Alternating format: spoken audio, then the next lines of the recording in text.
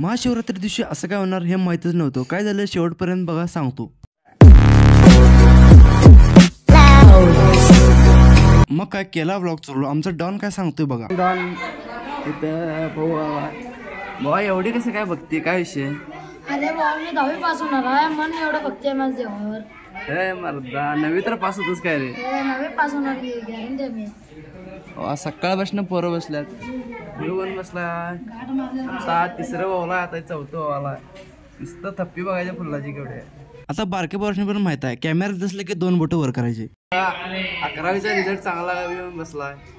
नाही तर कवा आला नसता देवाला. मग आणि जरा कोणाला तर काहीतरी फालतू विचारा म्हटलं आणि मग नंतर ब्लॉग चालू करूया. इथं धैर्यशीलला जरा काहीतरी विचारा म्हटलं. 12वीचा रिझल्ट येणार आहे, लवकर पेपर आहेत. आमचा कुमारदा तिथून पुढे कॅमेरा घेऊन म्हणजे मोबाईल घेऊन गेला बाहेर व्हिडिओ करायला. म्हणजे तुम्हाला माहितीच असेल महादेव मंदिरमध्ये दरवर्षी महाशिवरात्रीला बारकी पोरं ओम नमः शिवाय कागदात लिहून देवळाला देतात. इथं आद्या बघा पितांबरीनं कसं घासाला आहे. भावानो काय पण म्हणा, देवळाचं डेकोरेशन एकदम शेवटं झालं. म्हणजे कुमारदानं काय विषय झाला काय माहीत, कारण लवड झालं डेकोरेशन. तुम्ही सिटीतला असाल तर तुम्हाला एवढं खेळ माहीत नाही, खेड्यातल्या पोरांनी तेवढंच माहीत आहे. मग त्यानंतर चालू झाल्या रांगोळी स्पर्धा. आम्हाला काय व्हिडिओ काढायचं होतं. उघडला दार आणि आत आला. कोणाला जायचं परमिशन नव्हतं. पण व्हिडिओचं नाव सांगून आम्ही तर आलो. नाव सांगून व्हिडिओज करायला आलता.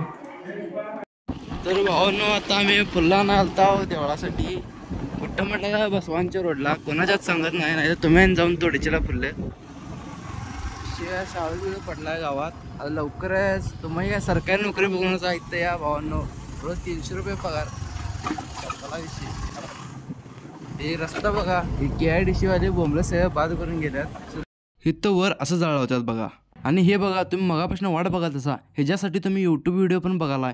तेच म्हणजेच काय झालं, बस पंक्चर झालती. संध्याकाळी 5ची बस या ऐदनवाडीसने येऊन निप्पाणला जाताना पंक्चर झालती. मग काय घेतला रिव्हर्स आणि गेला सुनीलदाच्या दुकानात. तिथं पण सुनीलदाच्या दुकानात जाऊन घेतला हवा मारून आणि परत निघाला निप्पाणला.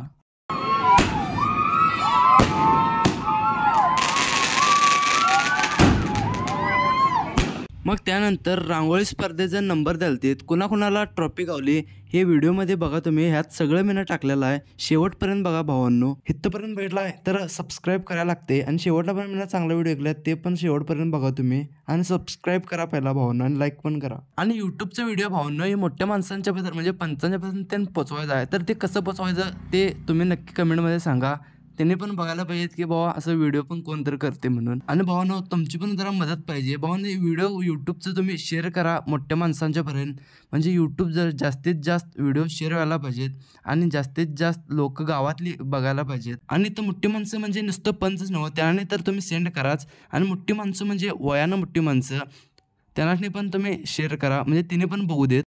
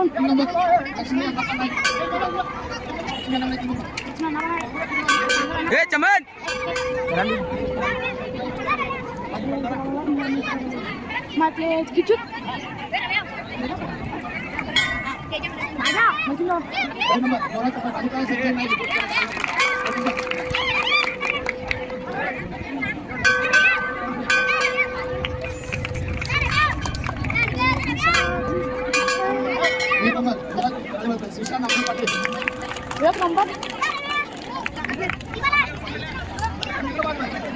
हो इकडे पण आहे.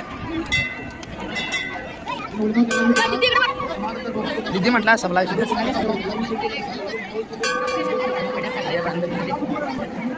स्पर्धा झाल्या, प्राइज डिस्ट्रीब्युशन झालं, सगळं झालं. मग आता वेळ होती महाप्रसादाची. गर्दी तर ढीगच होती. ढीग म्हणजे काय, दररोज ह्यातली पालखीला पण तेवढी येत नाहीत. मग काय आम्ही पण घेतला प्रसाद आणि गेला घरला. व्हिडिओ आवडल्यास लाईक आणि सबस्क्राईब नक्की करा आणि भावांनो शेअर तेवढं करा. तुमची मदतीची गरज आहे. सपला विषय.